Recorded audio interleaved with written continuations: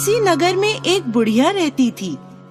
वह प्रत्येक रविवार को सुबह उठकर स्नान आदि से निवृत्त होकर घर के आंगन को गाय के गोबर से लीपकर स्वच्छ करती थी।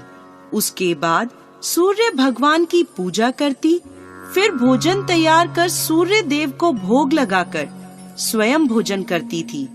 भगवान भास्कर की कृपा से उसे किसी प्रकार की चिंता और कष्ट नहीं था। धीरे धीरे उसका घर धन धान्य से भरता गया। उस बुढ़िया को सुखी देखकर उसकी पड़ोसन उससे जलने लगी। बुढ़िया के पास कोई गाय नहीं थी, अतः रविवार को घर लीपने के लिए वह पड़ोसन के आंगन में बंधी गाय का गोबर लाती थी।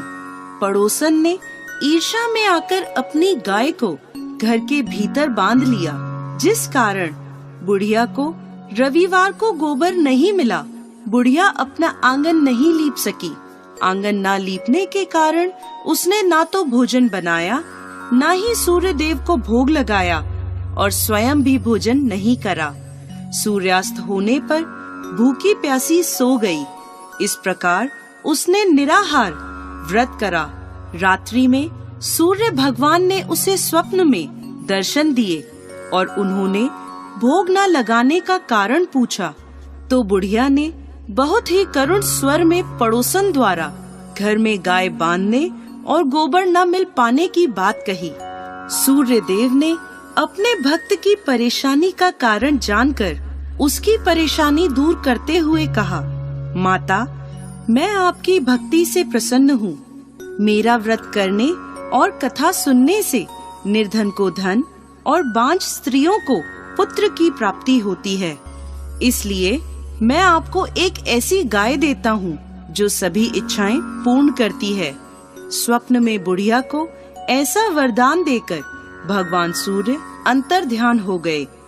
प्रातःकाल सूर्योदय से पूर्व उस बुढ़िया की आंख खुली तो अपने घर के आंगन में एक सुंदर गाय को देखकर वह हैरान हो गई।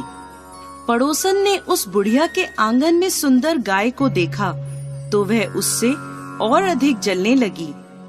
जैसे ही गाय ने सोने का गोबर किया, पड़ोसन की आंखें फट गईं। पड़ोसन ने उस बुढ़िया को आसपास न पाकर तुरंत उस गोबर को उठाया और अपने घर ले गई तथा अपनी गाय का गोबर वहां रख आई। बुढ़िया को सोने के गोबर के बारे में पता ही नहीं चला और बुढ़िया पहले की तरह भगवान सूर्य देव का व्रत करती रही और कथा सुनती रही। पड़ोसन की चालाकी देखकर एक दिन सूर्य भगवान ने तेज आंधी चलाई, जिसके कारण बुढ़िया ने गाय को घर के भीतर बांध लिया। सुबह उठकर बुढ़िया ने गाय का गोबर देखा तो उसे बहुत आश्चर्य हुआ। उस दिन के बाद बुढ़िया गाय को घर के भीतर बांधने लगी। सोने के गोबर से बुढ़िया कुछ ही दिनों में धनवान हो गई। अब पड़ोसन बुरी तरह जल भुनकर राख हो गई। जब उसे सोने का गोबर पाने का कोई उपाय नहीं सूझा तो वह राजा के दरबार में पहुंची और राजा को सारी बात बताई। राजा ने अपने सैनिक भेजकर बुढ़िया की गाय लाने का आदेश दिया। सैनिक बुढ़िया के घर पहुँचे। उस समय बुढ़िया सूर्य भगवान को भोग लगाकर स्वयं भोजन ग्रहण करने वाली थी। राजा के सैनिकों ने गाय को खोला और अपने साथ महल की ओर ले चले। बुढ़िया ने सैनिकों से गाय न ले जाने की प्रार्थना की। बहुत रोई चिल्लाई, लेकिन राजा के सैनिक नहीं माने। गाय के चले जाने से बुढ़िया को बहुत दुख हुआ। उस दिन उसने कुछ नहीं खाया और सूर्य भगवान से गाय को पुनः प्राप्त करने की प्रार्थना करने लगी।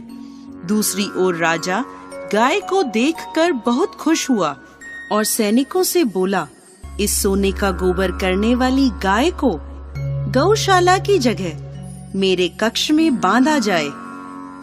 सुबह जैसे ही राजा उठा, सारा महल गोबर और बदबू से भरा देखकर राजा घबरा गया। उसने सैनिकों से गंदगी साफ करने को कहा, परंतु गोबर साफ ही नहीं हो रहा था। जितना साफ करते वह उतना ही फैल जाता। यह देखकर राजा क्रोधित हुआ और उसने पड़ोसन को राजमहल में बुलवाया और उसे दंडित किया। इसके बाद राजा ने तुरंत बुढ़िया को महल में बुलवाया और उससे क्षमा मांगते हुए सम्मान सहित गाय लौटा दी। तत्पश्चात राजा के महल से सारी गंदगी दूर हो गई। तब बुढ़िया ने राजा को रविवार के व्रत की और भगवान भास्कर द्वारा गाय दी जाने की सारी बात बताई। राजा ने अपने राज्य में घोषणा कराई कि सभी स्त्री पुरुष रविवार का व्रत किया करें।